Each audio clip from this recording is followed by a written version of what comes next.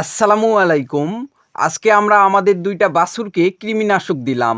কোন বাছুরকে কোন গ্রুপের কৃমিনাশক দিলাম, কৃমিনাশকের গ্রুপ পরিবর্তনের ক্ষেত্রে আমরা অনেকেই যে ভুলগুলা করে থাকি, সেই সম্পর্কে আজকে আপনাদের জানাবো ইনশাআল্লাহ। আজকে আমরা আমাদের ১ মাস ও ৭ মাস বয়সের ২ টা ষাঁড় বাছুরকে কৃমিনাশক দিব।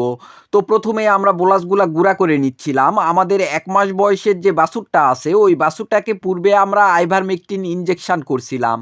আইভারমেকটিন ইনজেকশন করার ১০ থেকে ১২ দিন পর আমাদের এই ছোট বাছুরটা পাতলা পায়খানা করতেছিল। যার কারণে তখন আর মুখে কৃমিনাশক দেওয়া হয়েছিল না। পাতলা পায়খানা ভালো হয়ে যাবার পর আজকে আমরা আমাদের এই ছোট বাছুরটাকে অ্যালবেন্ডাজল গ্রুপের হেলমেক্স একটা ট্যাবলেট পুরাটাই দিচ্ছি। আপনারা হয়তো অনেকেই জেনে থাকবেন অ্যালবেন্ডাজল গ্রুপের কৃমিনাশক গোলকৃমির জন্য কাজ করে। আর গোলকৃমি বাছুর মায়ের পেটে থাকা অবস্থায় পার হতে পারে।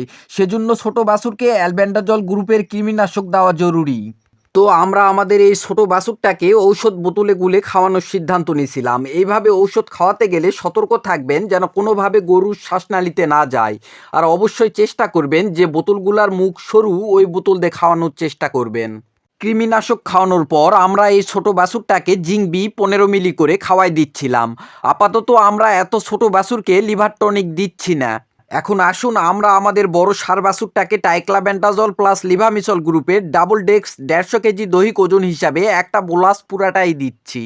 ট্রাইক্লাবেন্ডাজল প্লাস লিভামিসল গ্রুপের কৃমিনাশক প্রায় সব ধরনের কৃমির উপর কাজ করে। আমাদের দেশে সবচেয়ে বেশি এই ট্রাইক্লাবেন্ডাজল প্লাস লিভামিসল গ্রুপের কৃমিনাশক ব্যবহার করা হয়, কেননা আমরা সবসময় চাই এক ঢিলে সব পাখি মারতে। আমাদের মধ্যে অনেকেই আছি যারা কৃমিনাশকের গ্রুপ পরিবর্তন করতে যেয়ে দেখা যাচ্ছে পূর্বে যেহেতু সে রেনাডেক্স খাওয়াইছিল, তাই সে এবার রেনাডেক্সের পরিবর্তে এলটিভেট খাওয়ানোর সিদ্ধান্ত নিয়েছে।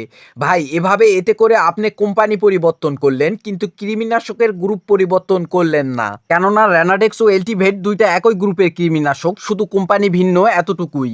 তো যাই হোক, দীর্ঘদিন একই গ্রুপের কৃমিনাশক ব্যবহার না করে প্রতি ৩ মাস অন্তর ভিন্ন ভিন্ন গ্রুপের কৃমিনাশক ব্যবহার করা উচিত।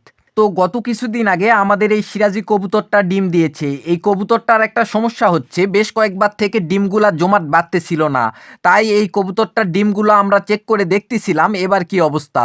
আলহামদুলিল্লাহ, এবার ২টা ডিমই জমাট বেঁধেছে, কেননা ডিমের মধ্যে রক্তের মতো দেখা যাচ্ছিল।